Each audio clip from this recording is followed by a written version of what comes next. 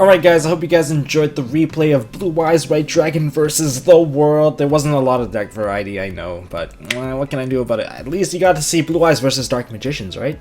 But I'm going to quickly go over the deck profile since most people will request a deck profile of the replays anyways, but this is the final build that went with. Anything that you see in the side deck right now are basically different kind of text I went through. And I'll quickly go over those as well so you guys can get a good variety of this deck, because this deck has so much variation that building this deck can be super creative, basically. For creative players, this deck might be right for you! Now, starting off with why I chose the current final build. So I started with a pair of Archbrave and a Felgrand. Well, I'm using the Felgrand build, of course, with the new Felgrand structure deck stuff. Of course, we don't have this in TCG yet. It will be the next thing, kind of like the Monarch structure deck, but revamped. This is the Felgrand structure deck revamped. Pair of Archbraves, 2 effects. Very useful against the Pendulum matchup. He clears Pendulum Scales for free, basically, on the revival, and it clears it in a very clean manner. Just banishes all the face-up spells, traps your opponent controls, and gains 200 attack and defense for each one banished this way. Yay! Don't have to worry about too much problem cards after that once those scales are gone, basically. Now, he also has the revival effect of other monsters, basically a delayed monster reborn. On the next standby phase, when this card's sent to the graveyard, you can revive a level 7 or 8 dragon in your graveyard, except Archbrave. So, yay! Now, some of the targets include Felgrand. Now, Felgrand, not only when he's special summoned from the graveyard, he can target one card your opponent controls, and or in the graveyard and banish it, but if you do, it gains 100 attack times the level or rank. And if this card destroys a monster by battle, just remember that you can revive a dragon out of either player's graveyard and continue pushing for damage.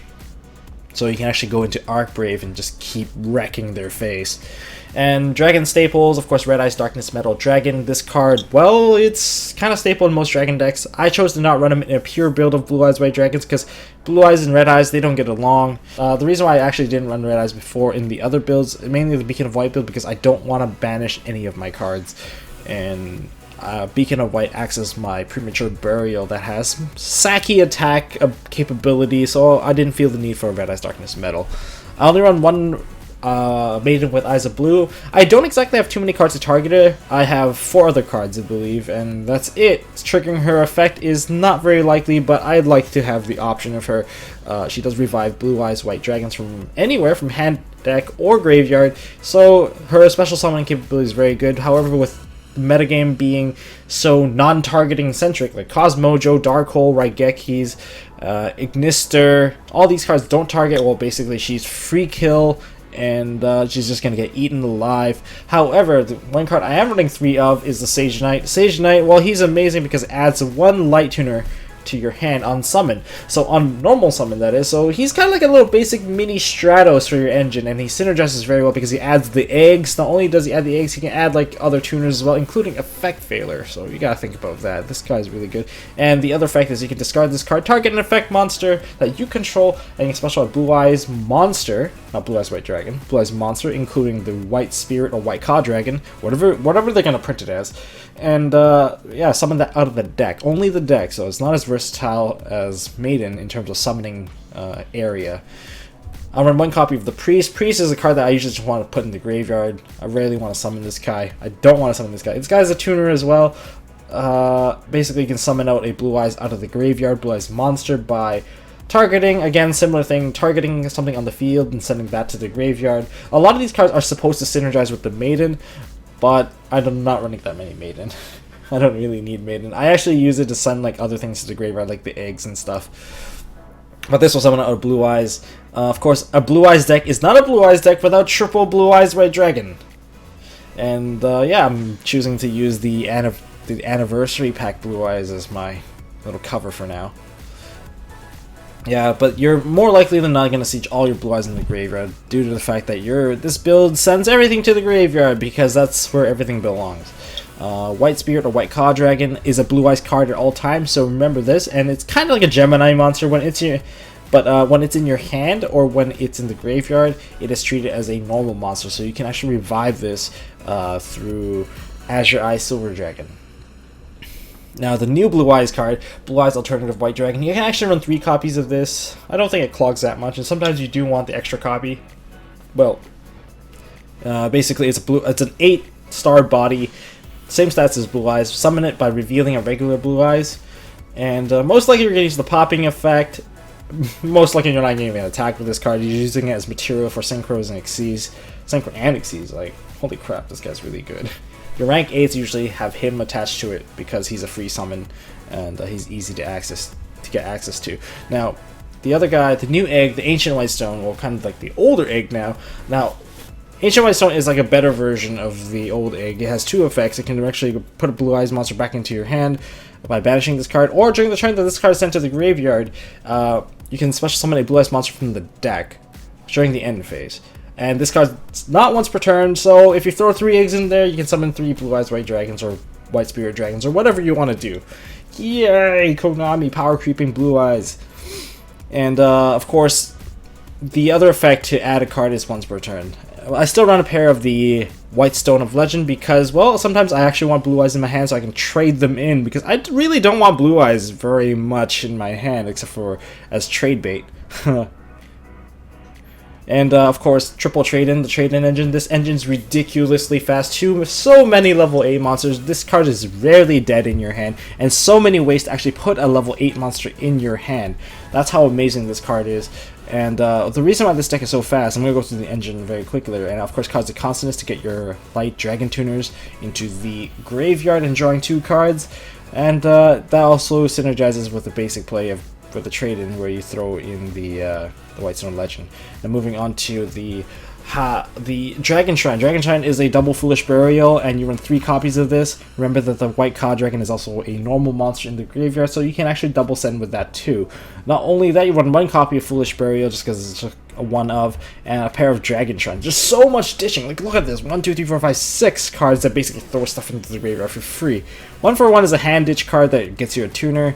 But of course, you're running. I didn't think that this card was good. I was actually really sad when I pulled this card back, but I'm really glad I have 2 copies of this.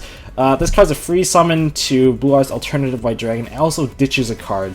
Like, these costs are not really costs for this deck. This is just free. It's like negligible because, well, throwing an Arc Brave means you get a free dragon anyway. So in other words, you just zeroed out on this card. You did not lose a single card with this. Twin Twist, because I hate Vanity's Emptiness. I hate it with a passion because, like, it doesn't let the deck play. You don't run a lot of traps in this build. Gospel of Revival. This is the new Felgrand monster reborn for dragons on steroids. Voidseer plus, well, basically Voidseer plus Monster Reborn put into one. They have a baby for dragons, and this is what it is. Continuous protection effect. Just remember just to kind of like Honor Arc 101. If it's about to be destroyed, you can just detach. It's continuous. Just remember that. So instead, this one is you can banish from the graveyard instead, okay? And of course, it protects you against Raigeki. So if you have all your dragons on the field, they play Raigeki, you can just banish this 1 card. Well, there you go. They made a huge misplay. Now you can punish them for it. Yeah, I don't know why I'm still running 1 for 1. This is still eluding me to this moment. And 1 Vanity's Emptiness, because I like setting up boards that are really disgusting, and, well, aside from it being very disgusting, I hope that my opponent cannot special summon, because, well, think about it this way. Whenever anyone's under the Vanity's Emptiness game, the main game that you want to play is, I want the bigger monster, and I hope you have a crappy monster, and it wins games. It was proven to win games. Well, basically what happened was, during the old Necros regionals that I topped 8 in, this was one of my most favorite strategies, is Vanity's Emptiness plus a 101. And Bowblader can't run over it. There's like not many people ran MSTs because, well, Necros format kind of dictated, so. Okay, well, so for the extra deck lineup, well, we have Blue Eyes Twin Burst. I would run, I had 2 before, now I'm running 1 because it's not necessary. If you get him out, it's because you're kind of desperate. He's decent to deal with defensive boards. He can attack twice, can't be destroyed by battle, and anything he battles that's not destroyed, well, basically gets banished. A pair of Azure Eyes. Just remember the Azure Eyes is not a Blue Eyes monster, but it is usually your go-to monster when you go into Blue Eye Spirit Dragon. Blue Eye Spirit Dragon, basically the floodgate / grave negation. This is your Abyss Dweller, I guess. It's kind of like an Abyss Dweller, because you can't run Abyss Dweller in this deck, but it negates stuff in the graveyard once per turn, and no player can summon more than 2 monsters. So it kills Soul Charge, it kills pendulum summons, like a lot of the big mechanics. It just has a clean shutdown on it. And of course, the Stardust Spark Dragon is another monster that you can actually go into with White Spirit, along with Moonlight Rose Dragon and Michael, the Arc Lightsworn. Very useful to get him out to actually clear off a monster that can't be destroyed. For the XCs, we have Dragulon, Situational Dragon Mirror Match card. Remember that you can't control any monsters to detach to the material. Very situational, but he can win games. He's also a little mini big guy for you. Let's go into the Galaxy Engine. I'm just going to move this card over here. The Galaxy Engines, for my base Galaxies, I have 62 and I have 107. Both of them have decent effects. A lot of these monsters are 4K, so just be aware of that. Galaxy Eyes Tachyon Dragon kind of acts as a little mini skill drain for you during the battle phase. Galaxy Eyes, just remember that they have effects. They're not just fodder for you to stack on top, but it's very common to do so. But if you don't need to go into Galaxy Eyes full armor dragon, don't go into him, because you can skip it straight to Galaxy Eyes Dark Matter Dragon. But here's a very simple thing that you can do with some of these monsters, is say that you actually got out 2 Blue Eyes White Dragons, you got your swing of 6k damage or something, and say you couldn't clear all the monsters, so then you can go into like a Galaxy Eyes or something, and then go into Photon, pop the card, and then go into Galaxy Eyes Dark Matter, and then triple DD Crow him, and set up your triple Foolish Burial. Very amazing, very... really gross, really. If you think about each card being 1 turn, you sped up your turn by 3. And you have a 4K beat stick. You put him on like a 2-turn clock. It's not even a 2-turn. It's a 1-turn clock because Blue Eyes can summon so fast. Felgrand, because Felgrand's a really good card. Basically, Effect Veiler for you. A double Effect Veiler that has a giant ass body and can protect itself if needed. And I think the most amazing card here is Lancelot. Lancelot is your floodgate monster, practically, because it's basically a Shian that negates, including your stuff. So just be careful when you play this card. It negates your stuff as well, and you don't want to screw yourself over. But it negates, basically, monster effects, spells, and trap cards. And yeah, you're forced to detach one to negate it. But you can attack directly as well. And if this card inflicts battle damage, you can pop a monster your opponent controls.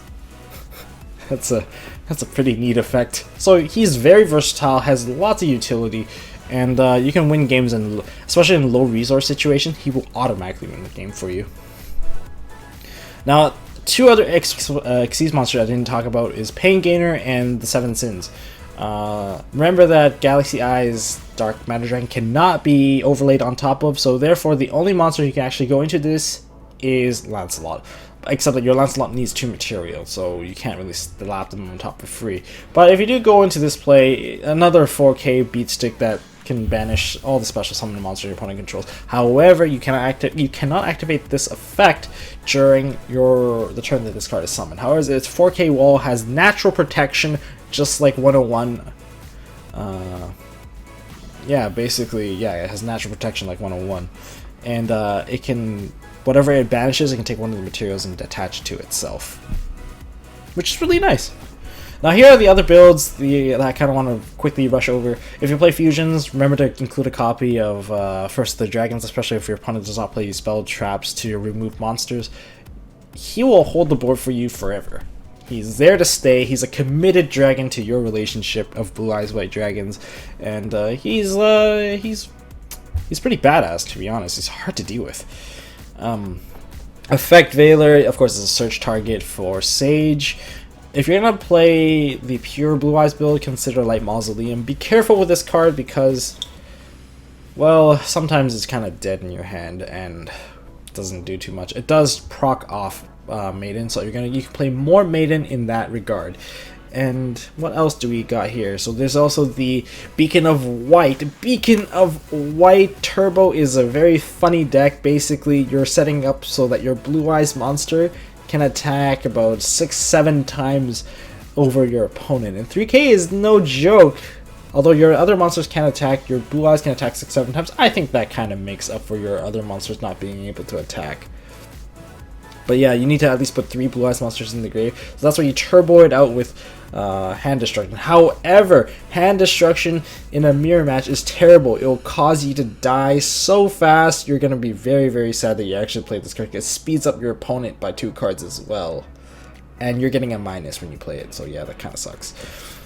But if you do play the Beacon of White build, you can consider that you giving up your normal summon and instead use Hidden Armory to dig out the cards. So you can like just constantly spam out draw cards and whatnot, and then use Hidden Armory, fetch the thing back, play the spell, and then attack.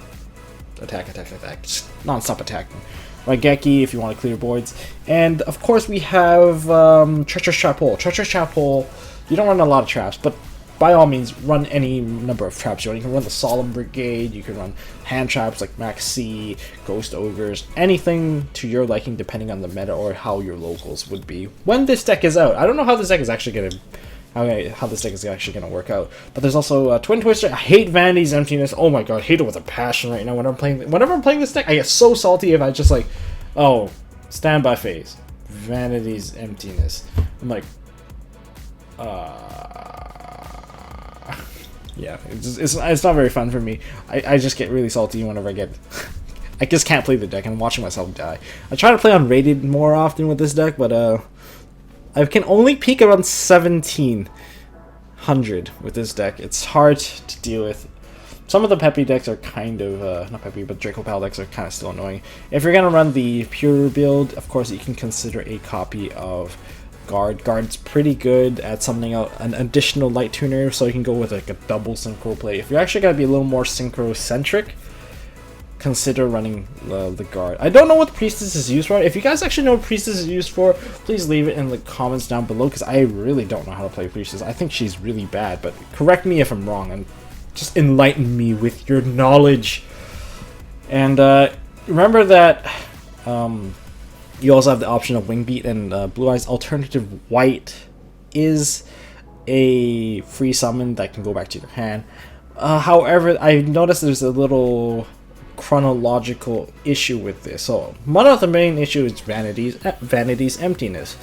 However, to use a Wing Beat of a giant dragon, you need the dragon on the field beforehand. Usually that's not the case if they flip Emptiness on you, right? So I can't put the dragon out to clear the Emptiness with the giant Wing Beat.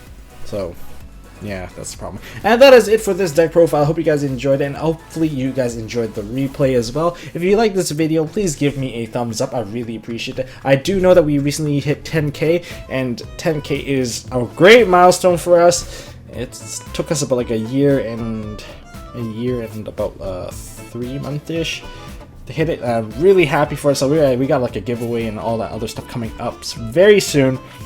And yeah, if you guys have anything to comment about it, please leave it in the comments down below.